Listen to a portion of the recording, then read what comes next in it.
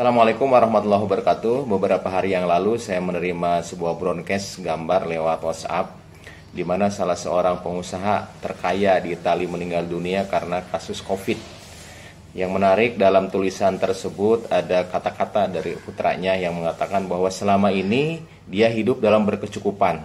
Apapun yang dia inginkan, semahal apapun yang dia inginkan, kemungkinan dia bisa membelinya. Tetapi yang menyedihkan di akhir-akhir hayatnya ketika dia kena COVID, ternyata nafasnya itu begitu sesak. Sehingga udara yang tadinya gratis pun tidak mampu dia dapatkan. Nah, terlepas dari kebenaran gambar ini dan video ini atau tidak, saya berusaha tadi mencarinya. Tetapi ada hikmah di balik itu mungkin yang bisa kita pelajari untuk kita bersyukur lebih dalam lagi atas nikmat Allah. Nah, ibu bapak sekalian, Allah ini telah menitipkan paru-paru kepada kita, di mana pada saat COVID ini menerpa dunia, maka paru-paru itu menjadi salah satu target organ. Paru-paru itu seakan-akan tenggelam di dalam air sehingga penderita merasa sesak. Nah, ini sebuah pelajaran bagi kita. Allah telah menciptakan paru-paru di dalam tubuh kita itu jauh sebelum kita lahir. Allah telah menciptakan bakal paru-paru itu pada hari ke-21 ketika kita dikandung. Dan pada saat kita lahir, dalam 10 detik paru-paru kita itu langsung mengembang.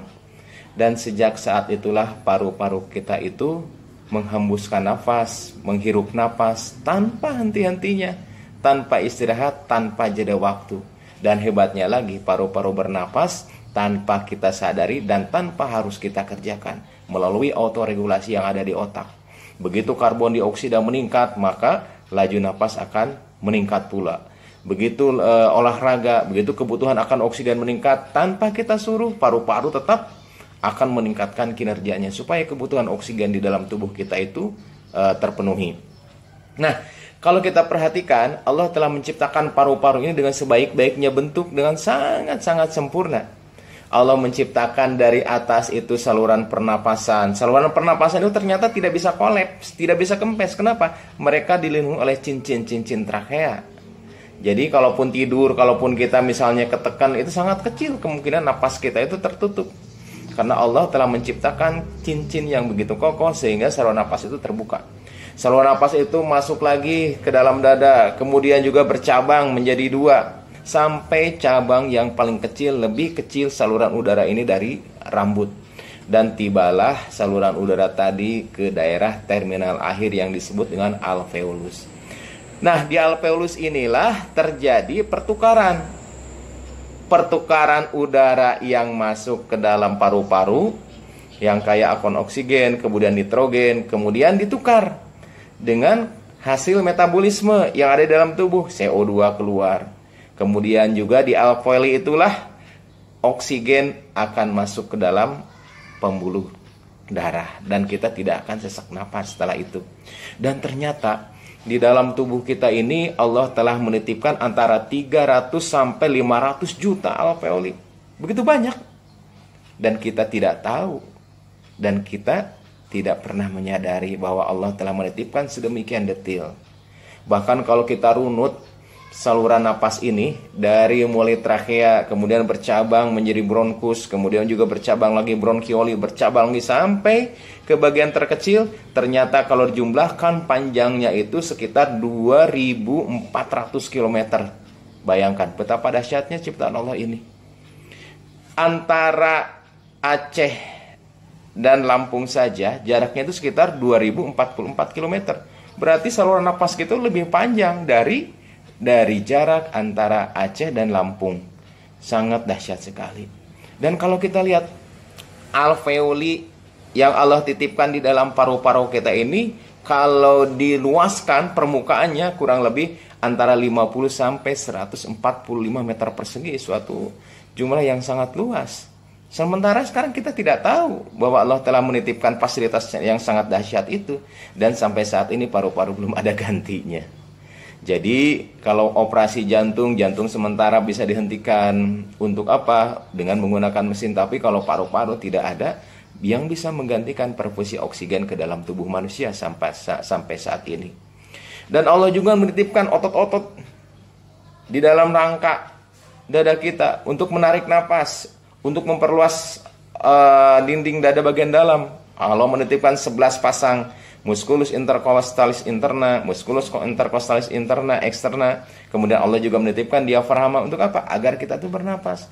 Dan hebatnya napas yang kita lakukan itu tanpa sepengetahuan dan tanpa sadar kita. Bisa sadar tapi jarangnya tidak sadar kita bernapas, sehingga kita tidak pernah lupa kan untuk bernapas. Jadi itulah kehebatan-kehebatan Allah yang dititipkan kepada manusia. Jadi kalau kita nurunut lebih dalam lagi, memang kalau kita jumlahkan rata-rata orang dewasa bernapas itu sekitar 16 kali per menit. 16 kali napas, 16 kali napas. Kalau dijumlahkan per hari sekitar 23.000 kali kita bernapas. Suatu jumlah yang sangat besar. Bayangkan andai kata kita harus bernapas, kita harus sadar, maka sehari-hari mungkin kita hitung napas saja. Dan udara yang kita hisap rata-rata per hari itu antara 6,3 sampai 13 liter per hari. Andai kata kita jumlahkan mungkin ibaratkan galon aqua, galon air mineral itu sekitar 19 liter isinya. Mungkin sehari semalam kita memerlukan antara 492 sampai 1000 galon untuk napas tuh. Sedangkan sampai saat ini kita kasih gratis. Tapi alangkah jarangnya kan kita bersyukur. Dan ternyata udara yang masuk ke dalam saluran napas kita itu ternyata tidak bersih. Ada jamur, ada bakteri, ada virus, kemudian juga ada polutan dan sebagainya. Tetapi ternyata sampai saat ini kita jarang sakit karena saluran pernapasan. Kenapa? Allah menitipkan sistem pertahanan yang ada dalam tubuh kita. Begitu napas masuk, udara masuk lewat hidung, maka dia sudah disaring lewat bulu-bulu hidung. Begitu udara masuk lewat saluran napas bagian dalam, dia sudah dihangatkan supaya tidak terlalu dingin ke dalam. Begitu masuk lagi ke saluran napas ke trachea, di sana sudah disiapkan sistem pertahanan tubuh. Ada yang namanya bulu-bulu halus yang disebut dengan silia, dan Allah juga menitipkan lendir yang diproduksi oleh sel goblet yang di dalam saluran pernapasan. Lendir itu ternyata bukan sembarang lendir, tapi lendir itu juga mengandung antibiotik, mengandung antimikroba seperti defensins, kemudian antiprotease dan antioksidan. Itu lendir yang kita punya di dalam. Dan kemudian juga ada di sana ada sistem pertahanan tubuh berupa apa? Berupa neutrofil, kemudian juga ada imunoglobulin, T cell dan B cell di sana. Jadi sistem alutsista yang telah Allah titipkan untuk memproteksi tubuh kita ini dari serangan-serangan virus, infeksi, bakteri, kemudian juga fungi dan sebagainya, Allah telah titipkan, telah sediakan di dalam saluran napas ini. Dan semua ini tanpa kita minta, tanpa kita sadari, dan makanya kita jarang untuk bersyukur. Jadi kalau kita berbicara tentang gangguan saluran napas pada COVID, kita juga harus ingat bahwa telah diciptakan oleh Allah itu beberapa alutsista yang ada di dalam tubuh kita ini, dan sampai saat ini sangat jarang kita syukuri. Oleh sebab itulah marilah kita sama-sama mengambil pelajaran dari kasus-kasus demi kasus ini, bahwa selama waktu kita hidup berapa tahun ini, ternyata Allah lebih banyak menitipkan waktu sehatnya daripada waktu sakitnya. Dengan COVID ini Allah ingin menegur kita, yuk, udara yang tadinya bebas, yang tadinya kamu hirup sekitar 500 sampai 1000 galon per hari, kita sekarang merasakan betapa berharganya udara bebas ini.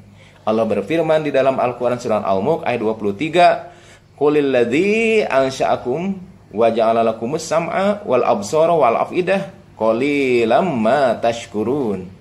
Jadi katakanlah, dialah yang menciptakan kalian, yang menjadikan pendengaran, yang menjadikan penglihatan, dan yang menjadikan hati nurani, tetapi sangat sedikit di antara kalian yang bersyukur. Maka dengan peristiwa ini, marilah kita banyak-banyak bersyukur agar Allah menambahkan nikmat sehat kepada kita dan menutup azab. Assalamualaikum warahmatullahi wabarakatuh.